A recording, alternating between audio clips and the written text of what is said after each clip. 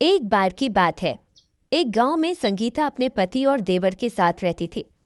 संगीता पर किसी आत्मा ने अपना कब्जा कर रखा था, इसलिए महेश उसे रात को पलंग के साथ बांध कर रखता था।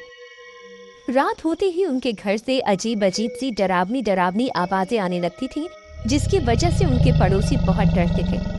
फिर एक दिन बाबा के कहने पर महेश अपनी पत्नी को उस चुड़ैल के साए से मुक्त करवाने के लिए गांव से दूर एक प्रसिद्ध जगह पर जाने के लिए निकलता है। फिर महेश अपने भाई और संगीता के साथ रेलवे स्टेशन पर ट्रेन का इंतजार करने लगते हैं। कुछ देर में ट्रेन आ जाती है और वो उसमें बैठ जाते हैं। संगीता, देखना, अब तुम जल्दी ही ठीक हो जाओगी। भैया, अभी तो दिन का समय है, लेकिन रात होने पर क्या करेंगे?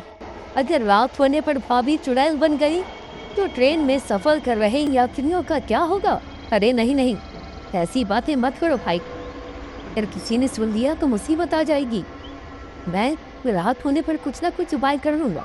संगीता चुपचाप सीट पर बैठी रहती है। फिर रात होने पर, संगीता, मैं तुम्हें और सामान को इस सीट के साथ बांध रहा हूँ। अगर वो चुड़ैल तुम पर हावी होने की कोशिश करे तो तुम संभाल लेना। जी आप मेरी फिक्र मत कीजिए, मैं उस चुड़ैल को खुद पर हावी नहीं होने दूंगी। फिर ट्रेन में सब लोग सो जाते हैं। महेश संगीता को सामान के साथ ही सीट की रॉड से बांध देता है। सब कुछ ठीक चल रहा होता है।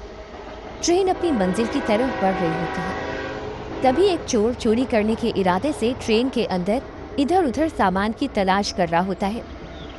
तभी उसकी नज़र संगीता की सीट के नीचे रखे हुए ट्रंक पर पड़ती है। वो उसे चुराने के लिए ताला तोड़ देता है और ट्रंक उठाकर वहां से भाग जाता है। लेकिन ये क्या, संगीता की जंजीर तो अब टूट चुकी होती है। तभी चंद्रमा को काले बादल अपने आगोश में ले लेते हैं। तभी वो चुड़ैल संगीता पर अपना कब्जा कर लेती है। संगीता गुर्राने लगती है। काली रात होने की वजह से संगीता पूर्ण रूप से चुड़ैल बन जाती है। तभी चुड़ैल के गुर्राने की वजह से राजेश की नींद खुलती है। वो सामने वाली सीट पर सफेद चादर लेकर सो रहा होता है। फिर वो थोड़ी सी चादर उठाकर बाहर झांक कर देखता है। आई मम्मी, ये क्या? भाभी तो चुड़ैल बन गई। हाय रे, अब क्या होगा? अरे अरे, ये क्या? भाभी की जंजीर भी टूटी हुई है, अब क्या करूं? फिर राजेश धीमी आवाज में महेश को पुकारता है। अरे महेश भैया, जल्दी उठो, देखो क्या अनर्थ हो गया। संगीता भाभी तो चुड़ैल बन गई। जिस बात का डर था वो हो गया। जल्दी उठिए ना। अरे अरे, मर गए रे। ये संगीता को क्या हो गया? ये तो पूर्ण रूप से चुड़ैल बन गई। भैया, चुपचाप चादर में छुपे रहो। अरे भाभी ने देख लिया तो हमें कच्चा ही खा जाएगी। लेकिन राजेश, मैंने तो उसी सामान के साथ साथ रॉड से बांधा था। ये जंजीर किसने खोल दी? पता नहीं भैया, वो ट्रंक भी गायब है जो हम अपने साथ लाए थे। अब क्या करें? फिर संगीता अपनी सीट से खड़ी हो जाती है और ट्रेन में आगे की ओर चल देती है। भैया, भाभी तो आगे की ओर चली गई। अब ये ट्रेन के किसी यात्री को जिंदा नहीं छोड़ेगी।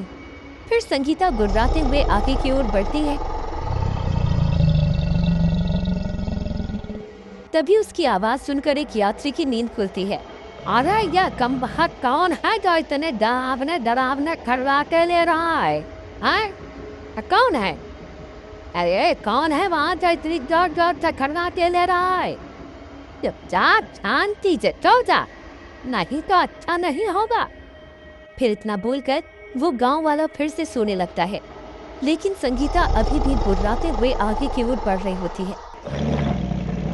अरे नास मिटे, तुझे एक बार में समझ नहीं आता क्या? इतना डरावना डरावना खर्राटे क्यों ले रहा है? लगता ये ऐसे नहीं मानेगा। तभी चुड़ैल उस यात्री के चिल्लाने की आवाज सुनकर वापस पीछे की ओर आने लगती है। तभी वो गांव वाला उसे देख लेता है और अपनी चादर में छुप जाता है। आई मम्मी, ये क्या चीज है भाई? ये तो कोई डरावनी चुड़ैल लगती है। ये ट्रेन में कहाँ से आ गई? आई मम्मी, बचा लो, अब क्या होगा, तुम्हें कोई तो बचाओ। तभी उस चुड़ैल की गुर्राने की आवाज सुनकर सब यात्रियों की नींद खुल जाती है और ट्रेन में एक चुड़ैल को चलते हुए देखकर उनकी आंखें फटी की फटी रह जाती हैं। सब यात्री अपनी अपनी चादर में छुपे रहते हैं। अरे भाइयों, कोई भी आवाज मत करना, ये मेरी पत्नी है, इसके ऊपर चुड़ैल का साया है। अगर इसने किसी को देख लिया तो ये उसे जिंदा नहीं छोड़ेगी। और नास बेटे, अगर तुझे पता था कि तेरी पत्नी चुड़ैल है तो इसे ट्रेन में लेकर क्यों घूम रहा है? कम बखत हम सबको मरवाना चाहता है क्या? अरे भाई साहब, चुपचाप अपनी चादर में छुपे रहो। अगर भाभी ने आपकी आवाज सुन ली तो आपको कच्चा ही खा जाएगी। आई मम्मी, अब क्या होगा? ये नास मिटे तो चुड़ैल को अपने साथ लेकर ट्रेन में घूमने निकले हैं। पर हे नास मिटू, अगर मैं सुबह तक बच गया तो तुम्हें सबक जरूर सिखाऊंगा। पहले सुबह होने तक अपनी जान तो बचा लो, फिर हमें सबक सिखाना।